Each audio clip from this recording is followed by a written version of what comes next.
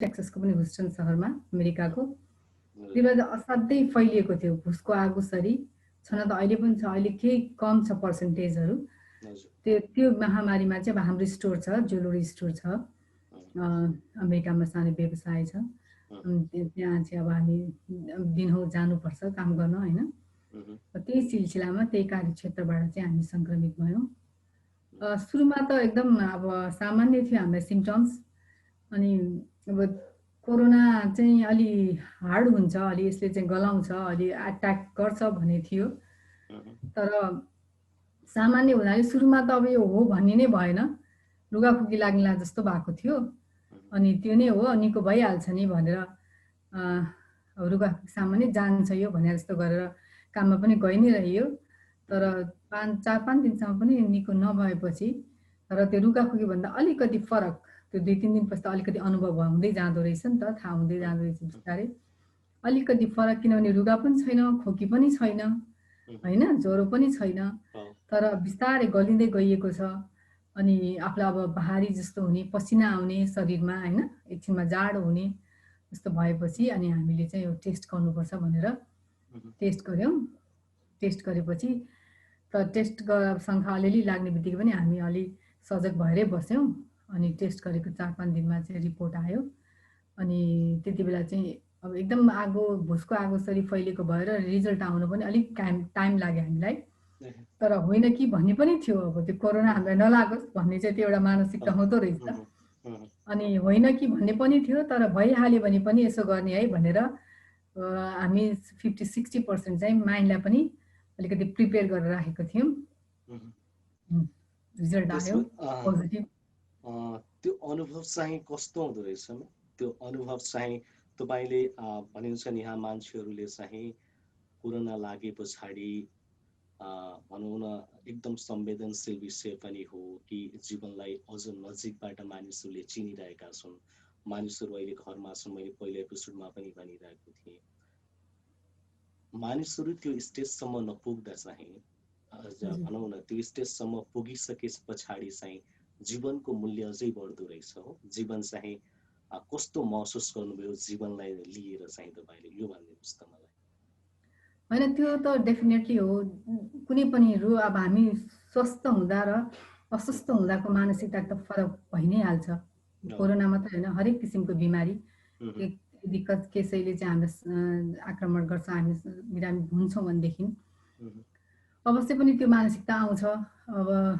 त्यति बेला हेर्ने जीवनलाई हेर्ने तपाईले जुन भन्नुभएको त्यो अलि फरक हुन्छ अलि कोमल भाव आउँछ अलिकति ठुलो नजरियाले हेरिन्छ हैन अलिकति लोयलिटी बढ्छ पैसा मात्रै के कामको लागि हामी दौडिँदो रहेछौं कमाउने थुपार्ने भन्ने कुरा के हो मनी इज नथिङ भन्ने कुराहरू चाहिँ एकदमै आउँछ कसैलाई सहयोग गर्ने केही राम्रो काम गरेर जाने भन्ने कुराहरू जीवन भनेको आजमा बाँच्नु पर्ने रहेछ भन्ने कुरा त्यस्ता धेरै कुराहरू चाहिँ दिमागमा नआउने हैन आउँछ र धेरै ठुलो पाठ पनि सिकाउँछ अब हरेक किसिमको बिमारीले सिकाउँछ अब कोरोनाले त अब अहिले चाहिँ अब यो जसरी विश्वव्यापी रूपमा कोरोना फैलिरहेछ त्यसरी चाहिँ मानिसको यो मानसिकता चाहिँ यसले डेफिनेटली अलिकति फरक सोच फरक दबाब चाहिँ दिएको छ र अर्को कुरा के भन्देखि कोरोना चाहिँ कस्तो अचम्म के अब रोग भनेको त हामी कोरोनासँग मात्रै किन डराउँछौं रोग त हरेक किसिमको हुन्छ नि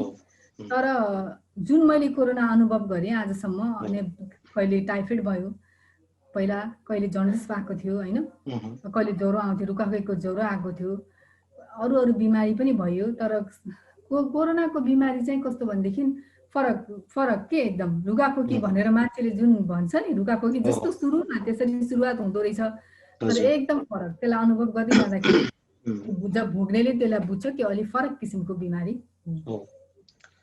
ठिकै छ म्याम यो तपाईका अनुभवहरू रहे अब हामी चाहिँ विषयवस्तुतर्फ प्रवेश गरौँ यो चाहिँ अन्तर्वार्तामा चाहिँ कुनै पनि त्यो बनावटीपन नगरौँ हैन जे आउँछ मनले बोलौँ म पनि त्यही चाहन्छु करिब 17 वर्ष भयो तपाईँ बाहिर बसेको हैन देश बाहिर बसेको त्यही पनि संगीतको क्षेत्रमा लागिरहनु भएको छ साहित्यको क्षेत्रमा आफ्नो छुट्टै एउटा पहिचान छ सङ्गीत जीवनका लागि म अझ जीवनसँग नजिक जोडेर हेर्छु के सङ्गीतलाई चाहिँ। सङ्गीत के रहेछ जीवनका लागि र तपाईको परिभाषामा सङ्गीत के हो? सङ्गीतलाई अब कसरी डिफाइन गर्ने? इट्स हार्ड होइन, सजिलै डिफाइन गर्न सकिँदैन। अब तपाईँ एकदम खुसी हुँदा पनि तपाईँ गीत गाउनुहुन्छ, गाउन मन लाग्छ, गुनगुनाइन्छ। तपाईँ एकदमै अब दुःख छ, आफूलाई दुःख पीडा छ भने त्यस्तै किसिमको गीतहरू आउँछ। साथीभाइहरूसँग पार्टीमा जाँदा घुमघाम नाचगान गीत त्यस्तै किसिमको आउँछ, किन यो अभिन्न अङ्ग हो हाम्रो जीवनको। र सङ्गीत भन्नाले गीत मात्रै पनि भन्न मिल्दैन, गाना मात्रै पनि होइन, हरेक चिजले तपाईँको रुखका पातहरू हावाहरू हल्लिरहँदाखेरि, शीतका थोपाहरू झरिरहँदाखेरि, खोलाहरू सुसाउँदा, खोलाहरू बगिरहँदा हरेक कुरामा सङ्गीत छ। यो विश्व ब्रह्माण्डमै छ, यो गुन्जिरहेको छ। र तपाईँलाई त्यसले कसरी अनुभव गर्ने, कुन बेला अनुभव कसरी लिने भन्ने मात्रै हो सङ्गीत। म त्यही भन्छु, हाम्रो यो मानव जीवनको अभिन्न अङ्ग हो। यो कुनै न कुनै माध्यमबाट हामी बिच एकदम हामीसँगै छ र त्यही खुसीमा, दुःखमा, हर्षमा, विस्मातमा यो चाहिँ प्रकट हुन्छ, प्रस्फुटित हुन्छ। किनकि मैले यो विषय किन गरेँ, म स्वयं आफू सङ्गीतको विद्यार्थी भएको कारणले पनि हामी सङ्गीत पढ्दा चाहिँ त्यो सारेगम पदनी भनेर पनि षड ऋषभ गन्धार पञ्चम दैव सात ऋषिको नामबाट चाहिँ सासुरहरूको उत्पन्न हुन्छ भन्छन्। अनि चाहिँ जीवनसँग पनि अलि नजिक जोडिएको सङ्गीत, यस कारण यो प्रश्न उठायो। तपाईँ नेपालबाट बाहिर हुनुहुन्छ, करिब 17 वर्ष बाहिर हुनुहुन्छ। मलाई सबैलाई देशभन्दा बाहिर रहेका मानिसहरूलाई सोध्छु क्या, मैले नेपालको माया लाग्दैन तपाईँहरूलाई, किन बाहिर हुनुहुन्छ भनेर सोध्छु। तपाईँ यो विषयमा के भन्नुहुन्छ? फ्र्याङ्कली भन्नु। अति माया लाग्छ, बाहिर भएपछि झन् माया बढ्दो रहेछ। तपाईँ आफन्तसँग कतै आफ्नो आमासँग छुटिएर हेर्नुहोस्, आमासँगै रहँदाखेरि आमा त्यही हुनुहुन्छ, तपाईँलाई त्यो मायाको त्यो मूल्य थाहा नै हुँदैन। तर जब आमा तपाईँसँग बिछोडिनुहुन्छ, जब तपाईँको आफ्नो कोही प्रिय तपाईँसँग छुटिनुहुन्छ, त्यति बेला तपाईँलाई उहाँको सामिप्यताको महत्त्व थाहा हुन्छ। त्यस्तै हामी बाहिर बस्ने धेरैलाई, अब म त अरू धेरैलाई मैले देखिरहेको छु, धेरैले त्यो नै भन्नुहुन्छ, तर मेरो आफ्नो पर्सनल विचार भन्दाखेरि अति नै माया लाग्छ, अति नै। हामीलाई देश सम्झिँदाखेरि, मैले देश सम्झिँदाखेरि म सुखद अनुभूतिबाट पनि देश सम्झिन्छु र दुःखद एकदमै अहिले सम्झिँदाखेरि एकदम पीडामा पनि सम्झिन्छु देश। एकदम पीडा, अहिले देशको स्थिति कस्तो छ भन्नुहोस् न। हाम्रो देशको माहौल अहिले पोलिटिकल्ली भन्नुहोस्, अब अहिले फैलिएको यो महामारी रोग होइन, ती सबै यावत कुराहरूले गर्दाखेरि पनि त्यो पीडामा पनि हरेक दिन खबरहरूमा देशै खोजिरहेको हुन्छ। तर आफूले बिताएका ती सुखद पलहरू जुन देशसँग थिए, त्यो सबै सम्झिँदाखेरि पनि आहा मेरो देश भनेर त्यसरी सम्झिन्छ देश। यो त देशको माया सबैलाई लाग्छ। आफ्नो देशबाट छुटेर बाहिर गइसके पछाडि चाहिँ देश के हो भन्ने चाहिँ त्यो महत्त्व छ नै बढ्छ।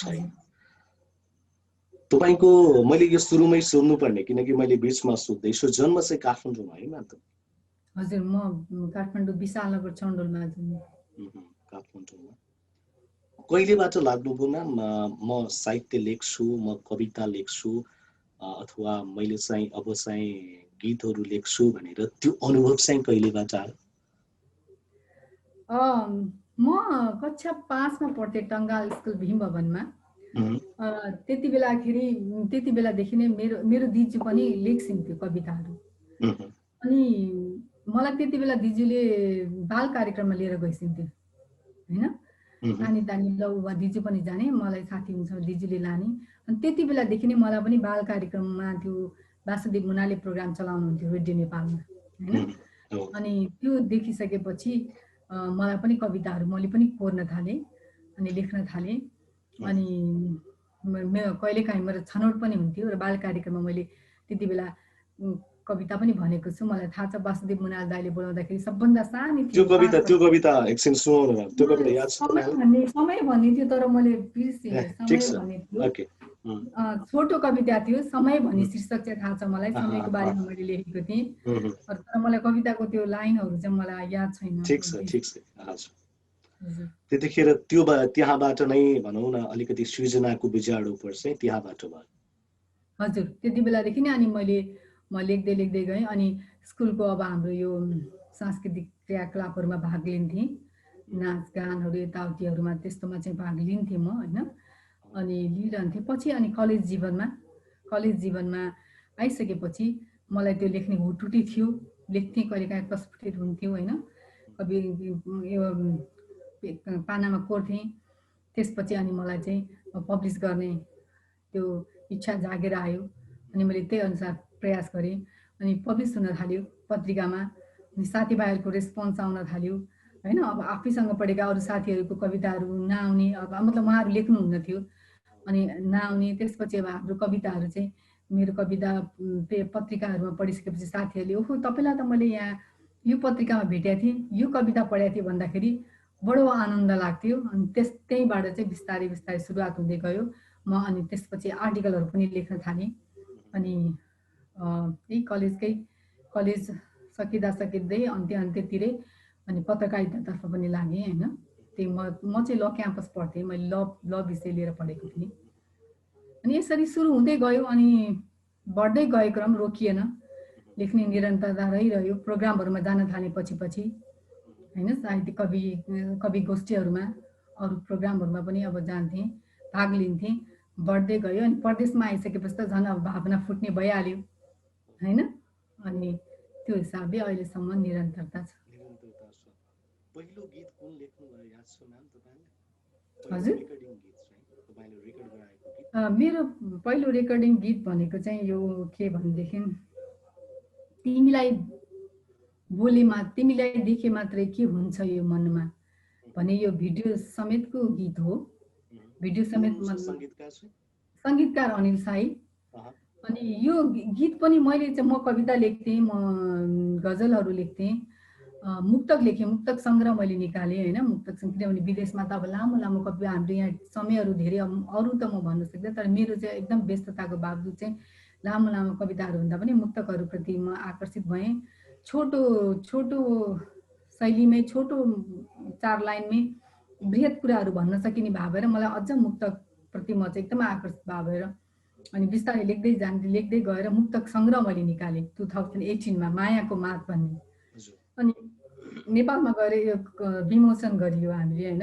म मेरो श्रीमान पनि जानुभएको थियो, हामीले विमोचन गऱ्यौँ। अनि विमोचन गरेपछि एक दिन हामी चाहिँ अचानक अब साथीभाइहरूले बोलाउनु भएको थियो। त्यो हिसाबमा जाँदाखेरि अनिल साई सङ्गीतकार हुनुहुन्थ्यो, उहाँलाई चिनिएको थिएन, तर उहाँको घरमा पुग्यो, चिन्जान भयो। अनि मेरो चाहिँ हालसालै निस्किया भएर त्यो किताब मैले उहाँलाई दिएँ। अनि मायाको मात किताब दिँदा उहाँले सर हेर्नुभयो। अनि उहाँले एउटा धुन चाहिँ भेट्नु भएको रहेछ, त्यो धुनको लागि चाहिँ उहाँलाई शब्द चाहिएको रहेछ। अनि उहाँले भन्नुभयो तपाईँ यसरी लेख्नु हुँदैछ, यति किताब यसरी मायाको मात मुक्तकहरू आयो, अब मैले चाहिँ यो धुन छ मसँग, उहाँले रिक्वेस्ट गर्नुभयो, यसको लागि तपाईँ मलाई एउटा गीत लेखिदिनुहोस् न भनेर। अनि मैले हस् म प्रयास गर्छु भने मैले लेखेँ। उहाँले त्यसलाई सङ्गीत भन्नुभयो मजाले, होइन। अनि कस्तो अनुभव हुँदो रहेछ म्याम पहिलोचोटि गीत चाहिँ आफूले गरेका शब्दहरू सङ्गीत मार्फत आउँदा चाहिँ कस्तो अनुभव हुन्छ? त्यो अनुभव एकदम खुसी लाग्यो मलाई। त्यो निर्जीव चिजले जान पाए जस्तो हुँदो रहेछ कि त्यो शब्द, आफ्नो शब्दहरूलाई चाहिँ अब तपाईँ सिँगारेको कस्तो देखिन्छ, दुलैलाई सिँगारे भने जस्तै, होइन। एउटा शब्द निर्जीव हुन्छ, सामान्य हुन्छ, आफूले लेखिन्छ, त्यहीसँग खेलिन्छ, त्यहीसँग लुटपुटिन्छ, थाहा हुँदैन हामीलाई त्यस्तो हुन्छ। तर त्यो जब त्यसरी सङ्गीत बनेर आउँछ, त्यसको स्वरूप चाहिँ तपाईँलाई यति मजा लाग्दो रहेछ। त्यो अनुभूति मलाई एकदमै राम्रो, खुसी लाग्यो। त्यसपछि मैले प्रेरणा पाएँ। अनि उहाँले नै अझै लेख्दै जानुहोस् भन्नुभयो। फेरि उहाँलाई के लागेछ भने मायाको मात भन्ने त्यो टाइटल नै उहाँलाई चाहिँ शीर्षकै खुब मन पर्यो। अनि मलाई यो मायाको मातमा एउटा म गीत, मलाई म्युजिक भर्न मन लाग्यो, यो गीत लेखिदिनु न भन्नुभयो।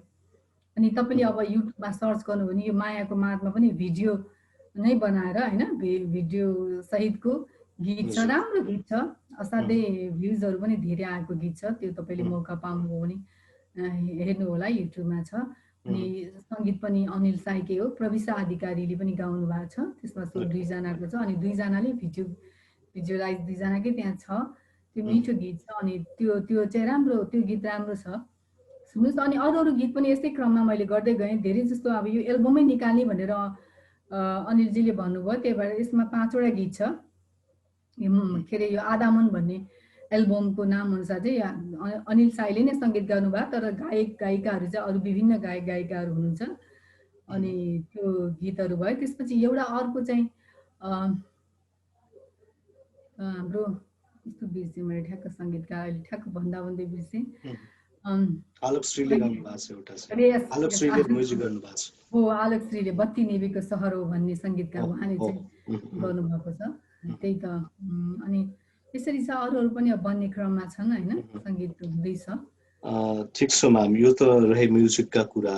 एउटा चाहिँ सानो बिट्टु केसी भनौँ न, भनिन्छ नि साहित्यको भाषामा आमाको पटुकीबाट 5 रुपियाँ निकालेर चाहिँ चक्लेट खाने बिट्टु केसी, बाबाको खल्तीबाट, कोटको खल्तीबाट 10 रुपियाँ निकालेर अब खाजा खाने बिट्टु केसी। तपाईँको पहिलो गीत चाहिँ आउँदा चाहिँ के भन्नुभयो बुवा आमाले? तपाईँले मलाई भावुक बनाउनु भयो। म कसरी भनौँ, मायाको मात नै निकाल्दाखेरि मेरो बुवा आमाको त असाध्यै प्रेरणा छ मलाई, एकदमै रगमा छ। मेरो रगत रगतमा, मेरो शरीरको हरेक रौँमा चाहिँ बसेको छ प्रेरणा। त्यही प्रेरणाले चाहिँ आज म यहाँसम्म छु होइन।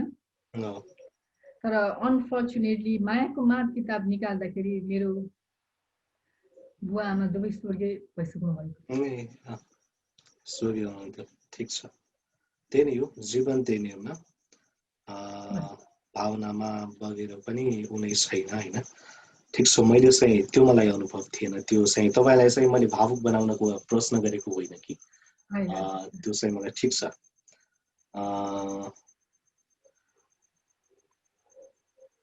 जीवन चाहिँ यही हो म्याम, जीवन यस्तै हो। अब चाहिँ एउटा मुक्तक सुनौँ म्याम। मायाको मात निकाल्नु भएको छ, खुसीका मुक्तकहरू निकाल्नु भएको छ होइन। सुनौ, कुनै मुक्तक छ सम्झनुहुन्छ? म एउटा मुक्तक सुनाउँछु तपाईँलाई। हुन्छ।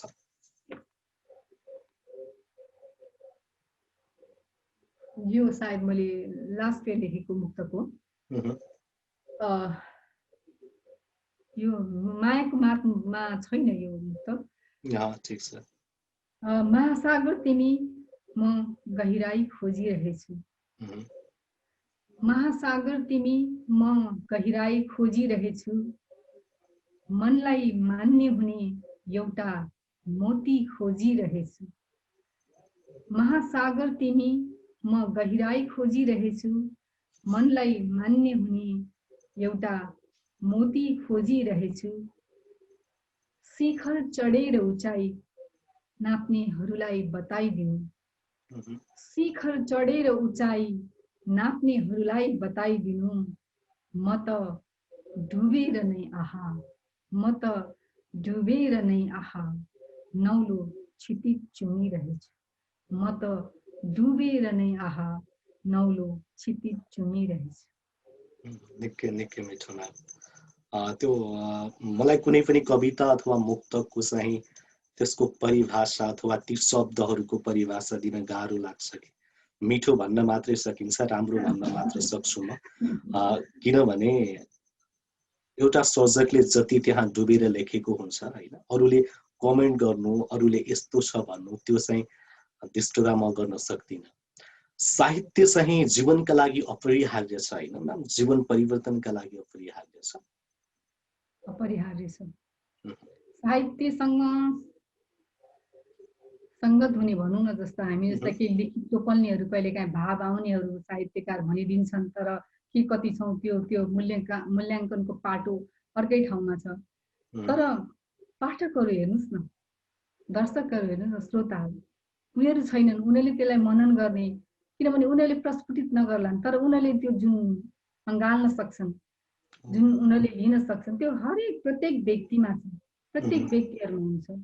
त्यो जानेर नजानेर त्यो सधैँ भइरहन्छ। कसैले उजागर गर्न सक्छ त्यति हो, कसैले सक्दैन, कसैले आफै भित्र हुन्छ, तर त्यो हुन्छ। जसरी यो ब्रह्माण्डमा हेर्नुहोस् न, कतिपय चिजहरू छन् होइन, देखिने चिज कति छन्, नदेखिने चिज कति छन्, सुनिने चिज कति छन्, नसुनिने चिज कति छन्। त्यस्तै हो, यो अपरिहार्य छ। साहित्यमा विकृति र विसङ्गतिहरू पनि छन्, मैले देखेको छु र मैले धेरै पटक उठाएको पनि छु। अहिलेका कविहरू विभिन्न सामाजिक सञ्जालहरूमा छन्, मुक्तकहरू पनि साहित्यका विभिन्न पाटाहरूमा कलम चलाइरहेका जति पनि पुराना अथवा नयाँ समकालीन जति पनि कविहरू हुनुहुन्छ, एउटा चाहिँ विकृति पनि छ यहाँनिर। यहाँसम्म विकृति छ कि पुरस्कारहरूको किनिएको सुन्छु क्या म्याम, म एउटा जमघट गर्ने अस्तिको एउटा श्रृङ्खलामा पनि मैले उठाएको थिएँ। जमघट गर्ने अनि पुरस्कार किन्ने अनि वाइ बटुल्ने चाहिँ वाह बटुल्ने, त्यस पछाडि चाहिँ सामाजिक सञ्जालहरूमा पोस्ट गर्ने, त्यो परम्परालाई के भन्नुहुन्छ म्याम? हो, त्यसले कहिलेकाहीँ हामीलाई पनि एकदम निराश बनाउँछ। म त अति नाम चलेको, अति राम्रो भनेर कहिलेकाहीँ आफूले मूल्याङ्कन गरिरहेको व्यक्तित्वहरूबाट, साहित्यकारहरूबाट पनि त्यस्तो चिजहरू पाउँदा कस्तो एकदम फ्रस्ट्रेसन भएर आउँछ होइन। त्यो चिजहरू नहुनु पर्ने हो, किनभने मानव जगतमा, सिंहको मानव जगत आज कहाँ गइरहेको छ, कति कमी छ नैतिकताको। हेर्नुहोस् न, नैतिकता हुनु पर्ने। साहित्य लेख्ने मान्छेहरूले आफ्नो अन्त हृदयबाट आउने चिजहरू, प्रस्फुटित हुने चिजहरू, तिनीहरूले त प्रेरणादायी हुनु पर्यो, तिनीहरूको चरित्रहरू प्रेरणादायी हुनु पर्यो, जसले गर्दाखेरि पाठकहरूले फलो गर्नु होइन, सत्य तथ्य दिनु पर्यो उनीहरूले। त्यो दिनुपर्छ नि त समाजमा, तर त्यो छैन। त्यो एकदमै शब्दलाई खेलाउनेहरूले अनेक किसिमको होइन, त्यसलाई शब्द जसरी खेलाउन सक्छन् उनीहरूले। एउटा गुटबन्दी मैले कति देखिरहेको छु, साहित्यका गुटबन्दीहरू हुने, आफ्नै मान्छेलाई मात्र त्यो गर्ने, नराम्रै भए पनि वाह वाह वाह वाह भनिदिएर माथि चढाइदिने, पुरस्कार पाउने, यी यावत चिजहरू छन्। सन्तोषजी धेरै राम्रो कुरा उठाउनु पर्यो। यो हरेक क्षेत्रमा छन्, हरेक चिजमा छन्। यसले कहिलेकाहीँ फ्रस्ट्रेट बनाउँछ, नलेखौँ कि भने जस्तो के हुन्छ कि भने, मलाई यो साँच्चै मायाको मात पनि मलाई किताब निकाल्न मन थिएन। म के ठान्थेँ भने, हुन त म त्यस्तो होइन, तर एउटा भित्रको भावना, एउटा मनको एउटा खञ्चन भावना भनौँ होइन, एउटा निस्वार्थ एउटा विचार के थियो भनेदेखि, आफूले राम्रो लेख्यो भनेदेखि त 2-4 जना मान्छे त हुने, सत्य पाठकहरू, सच्चा पाठकहरू त उनीहरूले त मनन गरिहाल्छ नि, उनीहरूले त मूल्याङ्कन गरिहाल्छ नि भन्ने जस्तो लाग्थ्यो कि मलाई। तर त्यो हिसाबले मैले चाहिँ अब सुरुमा मैले आफूले लेख्ने भनेको सामाजिक सञ्जाल अनि अब अनलाइन पत्र पत्रिकाहरू त हो होइन, रेडियोहरू यिनै त हुन्। त्यसमा तर कस्तो हुन थाल्यो भने, जहाँ ठाउँमा गइयो, जस्तो क्यानाडामा गइयो, फेरि हाम्रो टेक्ससकै यो डालस सहरमा गयो, जहाँ चाहिँ उहाँहरूले अब यो लेखेकै देखेको भरमा एउटा मेरो केही किताबहरू पनि थिएन सङ्ग्रहित, नहुँदाखेरि पनि एउटा सम्मान, एउटा एक किसिमको सम्मान पाइयो भनौँ न, सम्मान दिनुभयो उहाँले, धेरै राम्रो सम्मान पाउँदाखेरि चाहिँ अनि यसको आवश्यकता महसुस भएर किताब चाहिँ चाहिने रहेछ भनेर मैले बुक निकालेको हो होइन। बुक चाहिँ एउटा चाहिने रहेछ, दस्तावेज भन्ने त्यो चाहिँ चाहिने रहेछ, तर पछि मैले जे सोचेँ पनि पछि आफैलाई मलाई त्यो होइन रहेछ भन्ने भयो। त्यो चाहिँ चाहिन्छ, दस्तावेजको रूपमा हामीले राख्नुपर्छ होइन। पछि आफैले लेखेको पछि आफै त बिर्सिन्छ होइन, आफै बिर्सिन्छ भनेपछि भावी पिँढीहरूले त्यो पढ्नको लागि त्यो दस्तावेज चाहिँ चाहिन्छ। तर पनि त्यति हुँदाहुँदै पनि तपाईँले भनेको जस्तो एकदम धेरै विसङ्गति छ। त्यसलाई चाहिँ एउटै कुराहरू केले मात्रै त्यसलाई चाहिँ नामित पार्न सकिन्छ भनेदेखि, व्यक्ति आफैले आफूलाई मनन गर्ने हो। अझ साहित्यकारहरू, अझ म त भन्छु कलाकारहरू, साहित्यकारहरू भनेको ईश्वरका वरदानहरू हुन्। उनीहरूलाई चाहिँ ईश्वरको हात हुन्छ उनीहरूमाथि, उसको शिरमाथि भने जस्तो मलाई लाग्छ। उनीहरू नजिक हुन्छन् अझ बढी भने जस्तो मलाई लाग्छ। ती व्यक्तिहरूले चाहिँ झुट बोल्नु हुँदैन, ती व्यक्तिहरू गलत बाटोमा हिँड्नु हुँदैन, ती व्यक्तिहरूले नैतिकता गुमाउनु हुँदैन भन्ने म मान्छु। त्यसले गर्दा उनीहरूले आफूलाई माझ्नुपर्छ भित्रबाट, जसरी साहित्यलाई उनीहरूले आफूले माझ्छन् होइन, साहित्यलाई एउटा चाहिँ सुसंस्कृत बनाउँछन्, त्यसै गरी आफ्नो चरित्रलाई, आफ्नो नैतिकतालाई पनि होइन, म यही सन्देश दिन चाहन्छु। गर्नुपर्छ, आफ्नो व्यक्तित्वलाई नै निखार्नुपर्छ, नैतिकता हुनुपर्छ, त्यही हो। यो चाहिँ विकृतिको पाटो रह्यो, यसलाई निराकरण गर्नका लागि त अति आवश्यक छ नै। अब चाहिँ म तपाईँलाई सोध्न गइरहेको एउटा प्रश्न चाहिँ एउटा क्युरियोसिटी पनि हुन्छ ममा। जति पनि कविहरू छन्, लेखकहरू छन् जसले कविता लेख्छन् अथवा कुनै कला क्षेत्रमा जति पनि प्रवेश गरेका छन्, उनीहरूलाई चाहिँ देख्दा अचम्म लाग्छ मलाई कि उनीहरूको मानसिकता, सोच जुन स्तरसम्म पुगेर लेख्छन्। जीवनमा अनुभव नगरिकन त हामीले मायाका कुरा लेख्नै सक्दैनौँ लाग्छ मलाई, अथवा कल्पना गरेर लेख्छौँ होला, अथवा हामी पीडाका कुराहरू लेख्छौँ, त्यो पीडा अनुभव नगरिकन लेख्न सकिन्छ? तपाईँ खुसीको एउटा कविता लेख्दै हुनुहुन्छ, मुक्तक लेख्दै हुनुहुन्छ, गीत लेख्दै हुनुहुन्छ भने त त्यो मायाको अनुभव त तपाईँको जीवनमा हुनु पर्यो नि। अथवा तपाईँले पीडाका गीतहरू लेख्नु भएको छ, कुनै उपन्यासहरू लेख्नु भएको छ, त्यो पीडाको त अनुभव तपाईँलाई हुनु पर्यो नि, होइन? हो, तपाईँले भनेको एकदम सही पनि हो। र कस्तो भनेदेखि एउटा कविले अनुभूत गरेर लेख्दाखेरि त्यसको नतिजा अर्कै फरक आउँछ, छुट्टै हुन्छ। अनुभूत नगरी कल्पना गरेर पनि लेख्न सकिन्छ, नलेख्न सकिँदैन। जस्तो होइन, म आमा हुन सकुला, म दिदी बहिनी हुन सकुला, तर म बुवा त हुन सक्दिनँ नि, सक्दिनँ बुवा हुन। मैले लेखेको बा कविता र साँच्चीकै बाले लेखेको कविता पक्कै पनि फरक हुन सक्छ, तर म लेख्न त सक्छु नि। कसैले मलाई बाको विषयमा कविता लेख अथवा बा भनेर कविता लेख भने म अनुमान गरेर कल्पना गरेर लेख्न सक्छु, होइन? तर जति अनुभूत गरेर लेख्न सकिन्छ, मैले भने अघि नै त्यसको नतिजा बेग्लै हुन्छ, त्यो अलिक फरक हुन्छ। त्यही हो।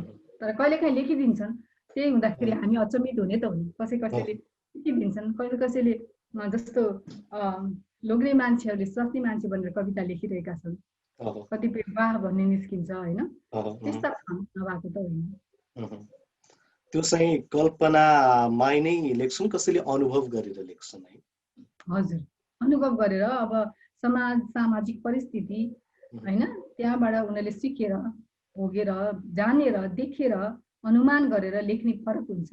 तर तपाईँलाई कुनै एउटा पीडामा तपाईँ पर्नुभयो, त्यो पीडालाई तपाईँले बुझ्नुभयो, दुख्नुभयो, दुखेको छ, त्यसलाई तपाईँले उजागर गर्नुभएको छ, त्यो त गएर सिधै पाठकको मुटुमै छुन्छ नि त्यसले त। हो, त्यो पनि हो। त्यो पनि हुन सक्छ कि मानिसहरूलाई चाहिँ त्यो पीडाबाट गुज्रिरहेका मानिसहरू पनि हुन सक्छन्। अझ त्यो साहित्यले अझ तिनीहरूलाई छोयो भने अझ जीवन्त बन्छ होला, जीवन्त बन्छ, लेख्न सजिलो पनि हुन्छ। त्यस्तो कुरा आफूले भोगेको कुरालाई उजागर गर्न सजिलो हुन्छ। अब चाहिँ हामी म्याम कार्यक्रमको अन्तिमतिर त नभनौँ, केही प्रश्नहरू बाँकी छन् मसँग, केही छोटा प्रश्नहरू छन्। तपाईको भोगाइमा समय दिनु होला, म एउटा गजल पनि सुनाउने। पक्कै पनि हामी सुन्छौँ। जीवन के हो म्याम तपाईको विचारमा? म प्रत्येकलाई सोध्ने गर्छु, प्रत्येक मेरा जति पनि गेस्टहरू हुनुहुन्छ नि उहाँहरूलाई सोध्छु, जीवन के हो, के रहेछ जीवन? यतिका वर्षसम्म बाँचिसके पछाडि एउटा हुन्छ नि, जीवन चाहिँ यो रहेछ, मैले चाहिँ यो गर्नु पर्दो रहेछ, एउटा अनुभव हुन्छ नि। कति घोत्लिसके हेर्नु, कति कविता लेखिसके, कति मुक्तक लेखिसके, होइन, कति गीतहरू पनि लेखे, अझै लेख्छु कति जीवनकै बारेमा त कति छन्, तर पनि अझै मैले जीवन के हो भनेर यस्तै ठ्याक्कै तपाईँलाई भन्न सक्दिनँ।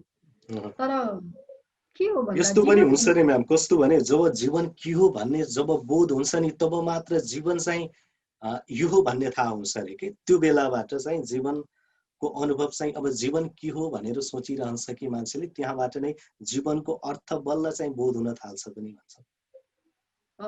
यस्तो हो, जीवन भनेको भोगाइ हो। हेर्नुहोस्, एउटा सामान्य, एउटा सरल शब्दमा तपाईँले भनियो भने, एउटै शब्दमा तपाईँले मलाई भन्नुहोस् न म्याम भन्नु भने म भनिदिन्छु, जीवन एउटा भोगाइ हो। भोग्दै जाने हो हामी जन्मेदेखि नमरुन्जेलसम्म हामी जे भोग्छौँ त्यो नै हो जीवन। र के हो भनेदेखि जीवन भनेको तपाईँले भोग्ने जीवन फरक हुन्छ, मैले भोग्ने जीवन फरक हुन्छ, कसैको पनि जीवन एउटै हुँदैन। मेरै पनि जीवनमा धेरै अब्स्ट्याकलहरू आउँछ, कहिले सहज हुन्छ बाटोहरू, कहिले फरक उकाला हुन्छन्, कहिले अप्ठ्यारा हुन्छन्, होइन? फरक छ। जीवनको परिभाषा तपाईको आफैले दिँदाखेरि पनि परिवर्तन भइरहेको हुन सक्छ समय अनुसार हैन। त्यसकारण जीवन भनेको एउटा भोगाइ हो। र अर्को कुरा जीवन भनेको एउटा महसुस हो। तपाईले म भन्नुको महसुस गर्नुहुन्छ नि, म कसरी गर्नुभयो त? म भनेको महसुस चाहिँ तपाईलाई जिन्दगीले दिन्छ, जीवनले दिन्छ। जीवन छ र त तपाईले म भनेर आफूले आफूलाई महसुस गर्न सक्नुहुन्छ। त्यही जीवन, त्यति हो जस्तो लाग्छ। अब यसलाई अरु त कति भन्नु। ठीक छ, यो जीवनको यही कुरालाई छोडेर हामी एउटा गजल सुनाऊ म्याम, त्यसपछि बाँकी अरु प्रश्नहरु चाहिँ हामी फेरि। बस म एउटा गजल सुनाउँछु तपाईलाई। हुन्छ, हस्।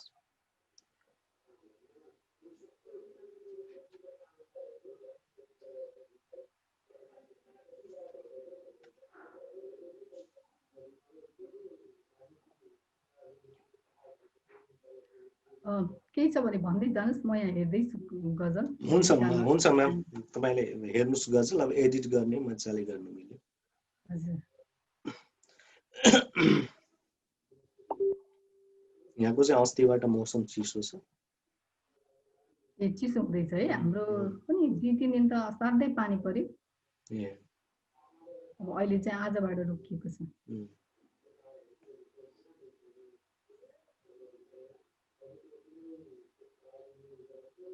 चुज गरेर सुनाउनुस् न आरामसँग। हैन मैले एउटा त्यो हजुर ल सुनाए लास्टमा रहेछ, मैले खोजेको बल्ल सुरु गर। यो प्रेम सम्बन्धी एउटा गजल छ। हुन्छ। प्रेम तपस्या हो, महादान चाहिन्छ। प्रेम तपस्या हो, महादान चाहिन्छ। त्यसै कहाँ मन पर्छ, वरदान चाहिन्छ। प्रेम तपस्या हो, महादान चाहिन्छ। त्यसै कहाँ मन पर्छ, वरदान चाहिन्छ। चखेबा चखेबी या होस् जोडी परेबाको। चखेबा चखेबी या होस् जोडी परेबाको। प्रेमिल भई उड्न छुट्टै आसमान चाहिन्छ। चखेबा चखेबी या होस् जोडी परेबाको। प्रेमिल भई उड्न छुट्टै आसमान चाहिन्छ। त्यसै कहाँ मन पर्छ, वरदान चाहिन्छ। बिना माया मर्छन् कति कति मान्छेहरू। सुन्नुस् है, बिना माया मर्छन् कति कति मान्छेहरू। माया गर्न मुटुभित्र भगवान चाहिन्छ। भगवान चाहिन्छ। त्यसै कहाँ मन पर्छ, वरदान चाहिन्छ। बिना माया मर्छन् कति कति मान्छेहरू। माया गर्न मुटुभित्र भगवान चाहिन्छ। त्यसै कहाँ मन पर्छ, वरदान चाहिन्छ। अर्को शेर सुन्नुस्। मिल्दा मिल्दै मिल्दैनन् किन मनहरू। मिल्दा मिल्दै मिल्दैनन् किन मनहरू। विधाताले लेखिदिएको विधान चाहिन्छ। मिल्दा मिल्दै मिल्दैनन् किन मनहरू। विधाताले लेखिदिएको विधान चाहिन्छ। त्यसै कहाँ मन पर्छ, वरदान चाहिन्छ। अन्तिम शेर छ यो। मञ्चन छ रङ्गमञ्चमा 101 नाटक। मञ्चन छ रङ्गमञ्चमा 101 नाटक। एक हुन आत्मा अमर आख्यान चाहिन्छ। एक हुन आत्मा अमर आख्यान चाहिन्छ। प्रेम तपस्या हो, महादान चाहिन्छ। त्यसै कहाँ मन पर्छ, वरदान चाहिन्छ। निकै निकै शृङ्गारी गजल सुनाउनु भयो। भगवानका कुराहरू पनि ईश्वर हुन्छन् हैन मैम? म मान्छु। मान्नुहुन्छ? कसरी डिफाइन गर्नुहुन्छ भगवान ईश्वरलाई तपाई? तपाईको आस्थासँगै सम्बन्धित रहेर भयो मैले तपाईसँग पूछेँ। यो आस्था हो, तपाईको विश्वास हो। र जीवनका कतिपय कुराहरूमा चाहिँ त्यो मैले कसरी त्यसलाई यसै गरी भने तपाईलाई डिफाइन गर्न पनि मिल्दैन। मान्छेले त्यो कुरालाई कसरी लिनुहुन्छ त्यो भन्ने पनि छ हैन एक ठाउँमा। तर त्यस्तो ठुलो कुराहरू होइन, तर सानातिना त्यस्ता घटनाहरू छन् जुन मेरो अन्तर मनसँग कहिलेकाहीँ कनेक्ट भएको छ कि टच भएको छ, के इसारा मिलेको छ मलाई, त्यो मैले महसुस गरेको छु। त्यो म भगवान पहिला मलाई पनि त्यस्तो लाग्थ्यो, छन् कि छैनन् होला आशंकाहरू, के होइन होला, मान्दै आएको होला, यो होला भन्ने थियो। तर कतिपय त्यस्ता कुराहरूले चाहिँ म मान्छु ईश्वर छन् भन्ने कुरा म विश्वास गर्छु। र आजकलको जीवनहरूमा, आजकलको यो अहिलेको यो समयमा त अझ बढी झुकाव हुँदै गएको छ। र मलाई लेख्न पनि त्यस्तै नै त्यतातिर आध्यात्मिकहरू होइन, ती कुराहरू नै मनपर्छ, त्यही सुन्न मन लाग्छ, त्यस्तै कुराहरू लेख्न मनन गर्न मन लाग्छ। झुकाव बढ्दै गइरहेको छ, किनभने विश्वास अझै बढ्दै गइरहेको छ, आस्था अझै बढ्दै गइरहेको छ। नास्तिकहरूलाई के भन्न चाहनुहुन्छ जसले ईश्वरै छैनन् भन्छन्, जो पूजा पाठ नै नगर्ने एउटा आध्यात्मिक मन नै नभएका मानिसहरू पनि हामी पाउँछौँ, केही छ टिप्पणी छ? उनीहरूको विचारधारा हो त्यो, तिनीहरूलाई अब के भन्नु होइन, कसरी भन्नु, तिनीहरूको जिन्दगी असहज हुन्छ जस्तो म चाहिँ त्यस्तो लाग्छ कि मलाई। मैले चाहिँ कतिपय अवस्थामा कति असहज परिस्थितिमा जब ईश्वरलाई मानेर ईश्वरलाई पुजेर मनन गरेर हिँड्दाखेरि मैले कतिपय कुराहरू सहज पाएको छु। तपाईँ हामीभित्र यति प्रश्नहरूको जालो छ, हामी यति क्युरियस हुन्छौँ होइन, कतिपय कुराहरू हामीलाई हरेक कुरामा प्रश्न आउँछ, सबै प्रश्नको उत्तरै छैन। कसले दिन्छ तपाईँलाई उत्तर? छैन नि। तर ती केही कुराहरूमा तपाईँले पाउनुहुन्छ होइन, केही कुराहरूमा तपाईँले केही न केही उत्तर, डाइरेक्ट उत्तर नभए पनि केही न केही सिम्बलहरू पाउनुहुन्छ, सूचकहरू तपाईँलाई आउँछन्, केही न केही हुन्छ। जीवन जिउन चाहिँ मलाई जस्तो कस्तो लाग्छ, सहज लाग्छ। तपाईँलाई म एउटा घटना बताउँछु।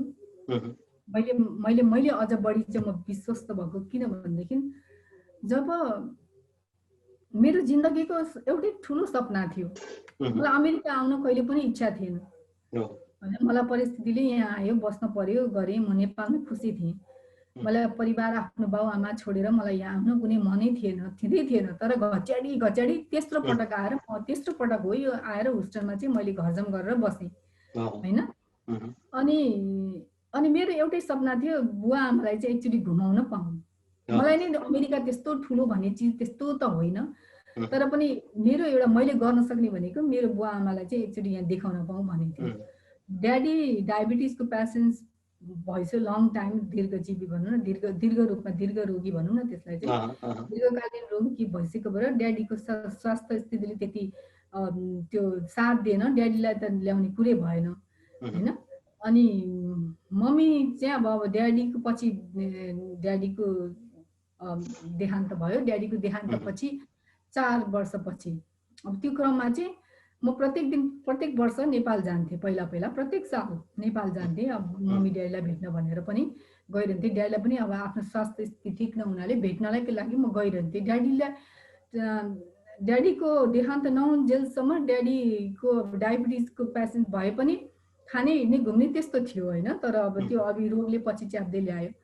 अनि उहाँको देहान्त भएपछि मम्मी चाहिँ अब मम्मी भइसक्यो, मम्मीको केही पनि थिएन, राम्रै थियो होइन, मम्मीको केही रोग पनि थिएन। पछि बिस्तारै मम्मीले ड्याडीको पछि 2 वर्षपछि त्यो डायबिटिज पनि भयो भन्छ थियो। म त्यति बेला चाहिँ मम्मीलाई ल्याउने प्रयासमा म थिएँ। अब म त्यहाँ जाँदिनँ, म नेपाल जाँदिनँ, मम्मी यहीँ आइसिन्छ, मम्मी यहाँ बसिन्छ, अनि मम्मीलाई लिएर फेरि सँगै जान्छु भन्ने हिसाबमा चाहिँ म थिएँ। एउटै ठुलो इच्छा मेरो, हेर्नुहोस् है, मलाई के पनि थिएन, मलाई कुनै अरू कुराहरू केही मैले ईश्वरसँग माग्दा पनि माग्दिनँ थिएँ। मलाई सबै कुरा पुगेको थियो जस्तो म सन्तुष्ट थिएँ। मलाई एउटा अब आफ्नो बाउलाई त पाएन, ल ठिक छ आमालाई लिएर आउँ भन्ने थियो घुमाउनलाई। अनि यहाँ अब सबै घरमा सबै रेडी गरेर ठिकठाक पारेर सबै थियो, कोठाहरू सजाएर मैले राखेको थिएँ।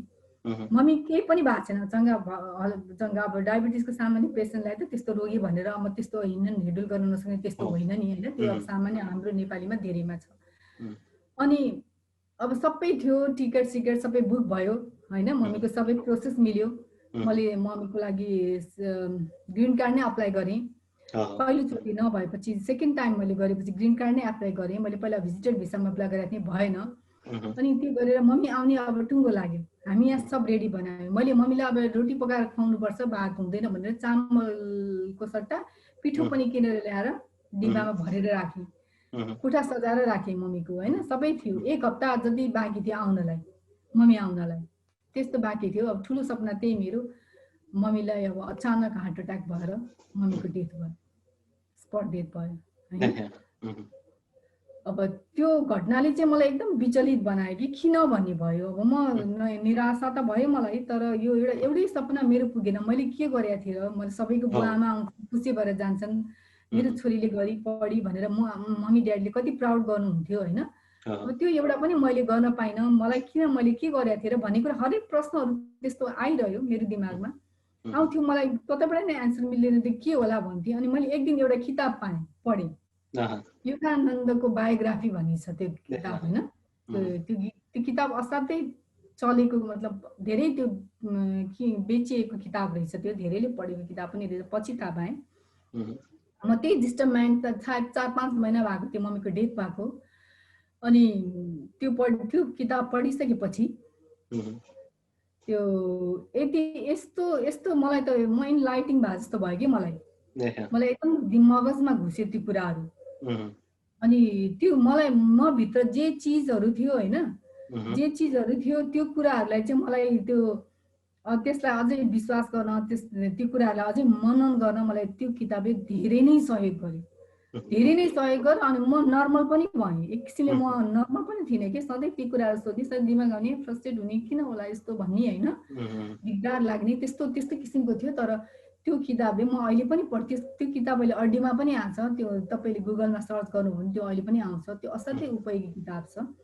त्यो किताबले मलाई धेरै गर्यो। अनि अब अहिले म ध्यानहरू पनि गर्छु होइन, आफूले समय फुर्सदहरू पाउँदा ध्यान गर्नु धेरै राम्रो रहेछ। गर्दै जाँदाखेरि चाहिँ अब मैले त्यो अझै थाहा पाउँदै गएँ।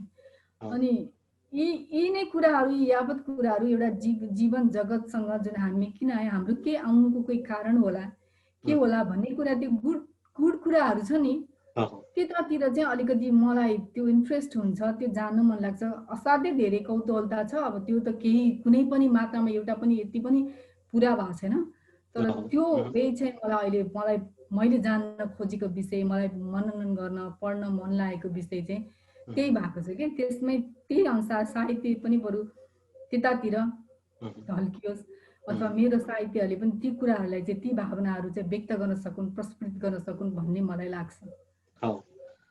ईश्वर छन् भन्ने कुरा मान्नुहुन्छ? असाध्यै मान्छु। अब चाहिँ हामी करिब 46 मिनट भन्दा पनि माथि गइसकेका छौँ। केही छ, हामी अझै केही समय हामीसँग छ हामीसँग। तपाईँ जुन क्षेत्रमा लाग्नु भएको छ, आफ्नो काम एकातिर छ, परिवारको साथ चाहिँ कस्तो रहँदो रहेछ? यो कस्तो राम्रो प्रश्न गर्नुभयो तपाईँले। कतिपय महिलाहरूमा पनि होला, पुरुषहरूमा पनि हो, यदि तपाईँलाई साथ र समर्थन गर्ने मान्छे भएन भने तपाईँका भावनाहरू त्यतिकै खुम्चिएर जान्छ होइन, त्यो प्रस्फुट हुनै पाउँदैन। त्यस्तो तपाईँ अब हामी के लेख्छौँ, पाठकले वाह भनिदिनु भएन, अथवा त्यसलाई मनन गरिदिएर त्यसलाई साँच्चीकै रूपमा त्यसले उहाँले मन पराउनु भएको छ है भन्ने तपाईँलाई थाहा नभएसम्म तपाईँलाई प्रेरणा मिल्दैन नि। साँच्चीकै उहाँले मन पराएर तपाईँलाई यो है यस्तो भनेर जब तपाईँले घोत्लिएको चिजलाई जब पाठकले पनि घोत्लिन थाल्नुहुन्छ, तब तपाईँलाई प्रेरणा मिल्छ नि, सच्चा प्रेरणा मिल्छ नि। अनि केही रहेछ, मैले केही दिनुपर्ने रहेछ है, के आवश्यकता महसुस गर्नुहुन्छ, अनि दिने त हो नि होइन। त्यसैले गर्दाखेरि हरेक मान्छेलाई मलाई जस्तो लाग्छ, मान्छेहरूमा धेरै मान्छे हुन्छ, कति मान्छेले प्रस्तुति पनि गर्न सक्नुहुन्छ होला, तर परिवारको साथ समर्थन भएन भनेदेखि त्यो अगाडि आउनै सक्दैन उहाँले होइन। उहाँले आफ्नो प्रस्तुतिहरू दिनै सक्नुहुन्न। यसकोमा चाहिँ तपाईँ चाहिँ लकी हुनुहुन्छ। म लकी छु, म एकदमै लकी छु। मैले सरका केही लेखहरू पनि पढेको छु, यसका मैले तपाईँलाई सोधिरहेको छु। हरेक चिजमा मलाई साथ छ, हरेक साना तिना ठुला कुराहरूमा चाहिँ मलाई साथ दिनुहुन्छ। त्यस्तो चाहिँ केही नै छैन, एकदम भाग्यमानी मान्छे। कति भयो म्याम तपाईँहरूको बिहे भएको चाहिँ? 17 वर्षै भयो। 17 वर्ष। 17 वर्षको यो सम्बन्धलाई चाहिँ कसरी हेर्नुहुन्छ? हामी अब करिब 5 मिनट छ हामीसँग समय। 17 वर्षको यति लामो समय हैन सँगै बिताउनु भएको छ। यो सम्बन्ध चाहिँ के रहेछ म्याम? अहिले त मानिसहरू सम्बन्ध आज गर्यो एउटा गणितको बही खाता भन्छ नि त्यसो छ।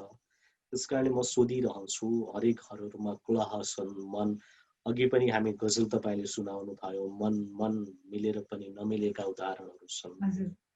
सम्बन्धलाई चाहिँ टिको राख्नका लागि, सम्बन्धलाई चाहिँ बचाइराख्नको लागि, त्यो सम्बन्धमा सधैँ सुमधुर राख्नका लागि के कुराले चाहिँ त्यहाँ भूमिका खेल्दो रहेछ अनि तपाईको अनुभव चाहिँ कस्तो रह्यो यतिका वर्षसम्म आउँदा?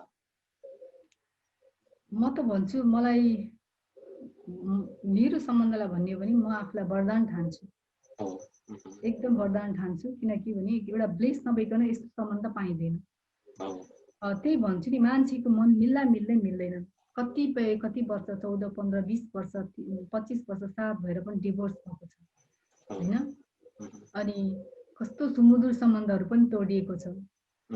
अनि त्यो हेर्दाखेरि चाहिँ कस्तो रहेछ भनेदेखि त्यो मनको तारहरू मान्छेले कसरी मिल्ने रहेछ। कहिलेकाहीँ मलाई त्यो म भोत्लिन्छु कि यो पहिलेबाट उतैबाट आएर बनाएको जोडी हो कि भगवानले दिने हो कि अथवा त्यो पनि हो कि एउटा एउटा मलाई लाग्छ। म त्यसलाई एकदम प्रष्ट हो नै भनेर पनि भन्दिनँ, त्यो पनि हो कि कुनै मान्छे तपाईँलाई किन यति धेरै मन पर्छ। संसारमा हजारौँ गुण भएका मान्छेहरू छन्, हजारौँ राम्रा मान्छेहरू हुन्छन् हैन। एउटै मान्छेसँग यति वर्ष बिताएर फेरि त्यो पनि यस्तो कि सधैँ उसलाई हेरिरहँ जस्तो लाग्ने, नजिक बसिरहँ जस्तो लाग्ने हैन, सधैँ उसको साथ पाइरहँ जस्तो लाग्ने, हरेक कुरामा नछुटोस् जस्तो लाग्ने, त्यस्तो किसिमको सम्बन्ध पाउनु भनेको त, त्यस्तो सम्बन्ध हुनु भनेको त्यो त्यो दुवै बीच एकदमै के भन्ने अब त्यसलाई अन्तरङ्ग सम्बन्ध हो नि, दुवैले दुवैलाई हैन। उसले पनि तपाईलाई तपाईको पार्टनरले तपाईको हैन, तपाईको अब साथी भनौँ, तपाईको प्रेमी भनौँ, तपाईको पति पत्नी वाटेभर हैन, आफ्नो एउटा उसले चाहिँ तपाईलाई जबसम्म त्यतिकै साथ र माया दिइरहँदैन तबसम्म तपाईको हृदय पनि त पग्लिरहँदैन नि। त्यो दुवै त्यो क्रम दुवैतिर उस्तै हुनुपर्छ। जब एउटामा कम हुन थाल्छ तब त त्यहाँ विखण्डन सुरु हुने हो नि। यसले मलाई माया गरेन, यसले मलाई वास्तै गरेन, यसले मलाई हैन केयर गर्दैन। जब त्यहाँ कमी आउँछ तब मान्छेमा झैँ झगडा सुरु हुने हो। तर के चिज चाहिँ छ सन्तोषजी, यो अब डिफाइन गर्न चाहिँ गाह्रो हुन्छ हैन। के चिज चाहिँ हुँदो रहेछ त्यसले चाहिँ एकदम इम्प्याक्ट गराएर राख्दो रहेछ। अब त्यसमा चाहिँ अब अर्को कुरा म तपाईलाई भनौँ के पनि हो भनेदेखि त्यसको साथसाथै एउटा दैवी शक्तिको म मान्छु, त्यसको साथसाथै अन्डरस्ट्यान्डिङ हो हैन, सम्मान हो, माया हो हैन, विश्वास हो। यी चिज पनि हुनै पर्छ। एउटा त्यागको भावना, उसले के गर्यो भने यो ठिक छ नि त, यो मैले यसरी गर्नुपर्छ भन्ने कुराहरू चाहिँ झगडा हुन्छ। तर त्यसलाई फेरि मिलाउने गर्ने कुराहरू यो समझदारी एकदम एक आपसको हुन्छ नि, समझदारी एकदमै चाहिन्छ। हुन त भनिन्छ संसारका चाहिँ जति पनि महानतम सुखहरू छन् ती मौनतामा मात्र उद्घाटित हुन्छन् भनिन्छ। तर एउटा सम्बन्ध चाहिँ यति लामो समयसम्म दिगो राख्नका लागि यही नै हो भनेर कतिपय अवस्थामा परिभाषा दिन कठिन छ कि त्यो शब्द नै हुँदैन हैन। हामी अन्डरस्ट्यान्डिङ भन्छौँ यी कुराहरू भने पनि त्यो चाहिँ गाह्रो हुन्छ। अब चाहिँ करिब अन्तिमतिर छौँ हामी। मैले धेरै अन्तर्वार्ता गरेको छु, जीवनका कुराहरू पनि सोधेको छु। हामी साझा लाइभको बल्ल बल्ल सुरुवात गर्दैछौँ, तर रेडियोमा रहेर विभिन्न मिडियाहरूमा रहेर पनि यो अन्तर्वार्ता मलाई खुसी लाग्यो तपाईसँग कुराकानी गर्न पाउँदा पनि। मैले अन्तिममा सोध्ने एउटै मात्र प्रश्न हो, हामी जे गरिरहेका छौँ जीवनमा चाहिँ कसैले आफ्नो क्षेत्रबाट, साहित्यको क्षेत्रबाट होस् अथवा कलाको क्षेत्रबाट अथवा सामाजिक कार्यको क्षेत्रबाट हामी जे गर्न सकिरहेका छौँ, जीवनमा गरिरहेका छौँ, आखिर हामीलाई थाहा छ कि मृत्यु यो चाहिँ सत्य हो। मृत्यु सत्य हो, हामी सबै जाने हो। कतिपय हाम्रै आँखा अगाडि पनि गएका मानिसहरू हामीले देखेका छौँ। लिएर जाने त केही पनि होइन, छोडेर जाने के रहेछ त नि। जीवनमा चाहिँ तपाईलाई पनि मैले जीवनमा चाहिँ जिन्दगीमा चाहिँ म अन्तिम पटक मलाई जति पनि भगवानले मलाई दिनुभयो ती चिजहरू मैले प्रयोग गरेँ। खुसीका साथ मानिसहरू मृत्यु होस् भन्ने चाहन्छ र केही दिन पनि चाहन्छ। तपाईलाई जीवनको अन्तिम पटक चाहिँ मैले यो दिएर चाहिँ यसरी मेरो मृत्यु होस् भन्ने केही त्यस्तो चाहना छ? मलाई अहिले आएर भन्नु कस्तो राम्रो प्रश्न गर्नुभयो तपाईले। एकदम यो कसैले सोध्दैनन् के यस्तो प्रश्नहरू पनि।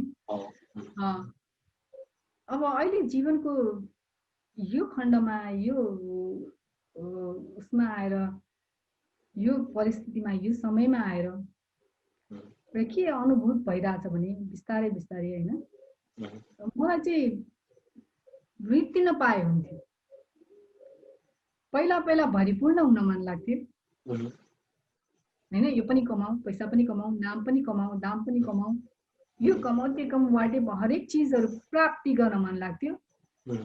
अब म पूर्ण छु के छु मलाई थाहा छैन, म जे सन्तुष्ट छु। कसैले हेर्दा म पूर्ण होला नहोला हैन, मसँग मैले के पाएँ, के कमाएँ, के नकमाएँ होला, मैले जब जे अनुभव गरेँ, जे अनुभूति गरेँ मलाई लाग्छ मैले पाएँ। अब अति कतिपय कुराहरू त प्राप्त गर्न बाँकी नै छ, तर मलाई त्यस्तो मेरो ठाउँमा मलाई मेरो हृदयमा चाहिँ अब मैले त्यस्तो केही गरिनँ भन्ने मलाई लाग्दैन। तर मलाई चाहिँ अब जे छ, मैले जे पनि छ म भित्र के होला, त्यस्तो ठुलो चिज होला नहोला अथवा होला पनि, तर मलाई रित्तिन मन लाग्छ। मैले भनेको म अब बिस्तारै बिस्तारै सहज भएर मृत्युलाई चाहिँ एकदम एक्सपेक्ट गर्न, मतलब उसलाई स्वीकार गर्न मलाई तयार हुन मन लाग्छ हैन। अब राम दिने भनेको त्यही हो। दिने भनेको चाहिँ एउटा कस्तो के कसले के दिन सक्छ भन्ने कुरा आफ्नै ठाउँमा छ। कसले धेरै चिजहरू दिन सक्छन्, तर मैले आफ्नो यो उभिएको धरतीबाट मैले आफूलाई हेर्दाखेरि मैले के दिन सकुला भन्दाखेरि मैले दिन सक्ने भनेको सच्चाइ हो। म त्यो बाँड्न सक्छु, सत्यता म बाँड्न सक्छु, ममा के छ हैन, म नैतिकता छ त्यो मैले बाँड्न सक्छु। मैले यही भएको कुराहरूलाई नै उजागर गरेर मैले भने नि म तपाईलाई म रित्तिन चाहन्छु भनेको जस्तै धन दौलत यी सम्पत्तिहरू भनेको कुरा नथिङ। यो अब साहित्यमा लेखेर नाम कमाएर ठुलो हुने भन्ने प्रशंसा पाउने कुरा नथिङ हैन। ती कुराहरूले पनि मलाई अब के छुँदा पनि छुँदैन। अब चाहिँ सबै कुराहरूबाट बरु साधारण सामान्य जीवन भएर जीवन जिएर त्यो त्यस्तो कुराहरू चाहिँ त्यो एउटा तिमी आफूले आफ्नो व्यक्तित्वलाई चाहिँ सफा राख, सच्चा राख, नैतिकवान बन। तिमीले अरूलाई तिमी केही दिन सक्दैनौ, दान दिन सक्दैनौ, गर्न सक्दैनौ, उद्धार गर्न सक्दैनौ, सहयोग गर्न सक्दैनौ भने पनि सच्चाइ तिमीले आफ्नो त देखाऊ, त्यो उसले अनुसरण गर्न सकोस्। यही भयो भने त हामी कस्तो हुन्छ होला भन्नुस् न। आज हामीले अभाव नै केही त छ हैन। हाम्रो हरेक जिन्दगीमा हाम्रो हरेक जीवनमा चाहिँ खोट छ, धोका छ, विश्वासघात छ, आफन्तमा, साथीभाइमा, सामान्य मान्छे कसैलाई विश्वास गर्न सकिँदैन। ती चिजहरू मात्रै प्राप्त गर्ने हो भने पनि हामीले त अरू केही गर्नै पर्दैन। अब अर्को जन्मको पनि कुरा हुन्छ, यही चिज हामीले छोडेर जाने, यो कर्म मात्रै गर्नु, यो सत्कर्म हो। भोलि हामीले यही लिएर गयो त्यो पनि छोडेर जाने भन्नुहुन्छ, यो छोड्दाखेरि धेरै चिज पाइन्छ जस्तो लाग्छ। एकदम एकदम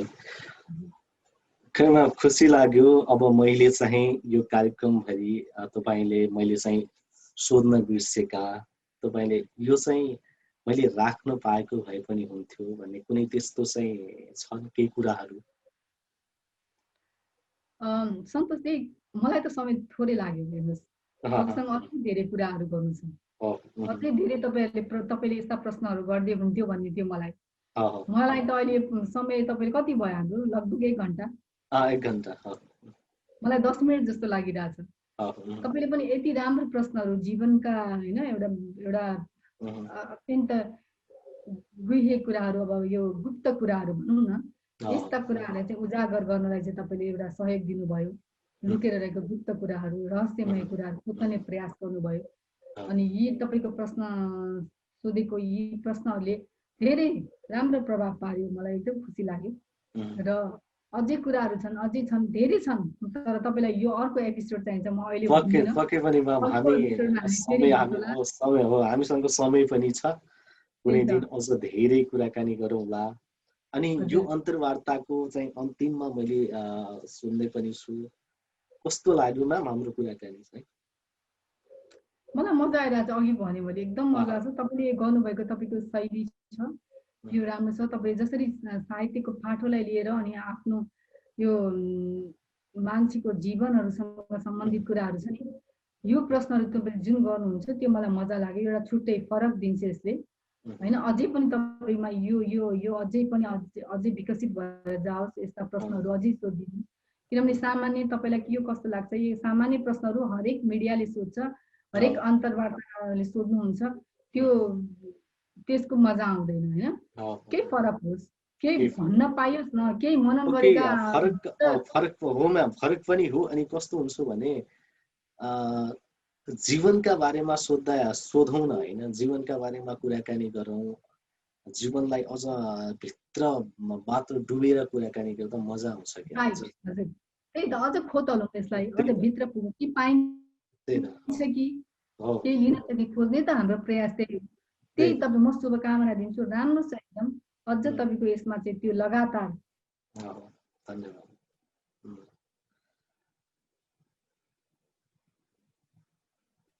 त्यो मोती निस्किन्छ नि, त्यो मोती निस्किन्छ पक्कै पनि, त्यो होस्। म शुभकामना चाहिँ एकदम राम्रो भएको छ। मलाई म एकदमै उत्तरोत्तर प्रगतिको शुभकामना पनि दिन चाहन्छु। हस् म्याम, हस्, थ्याङ्क यू।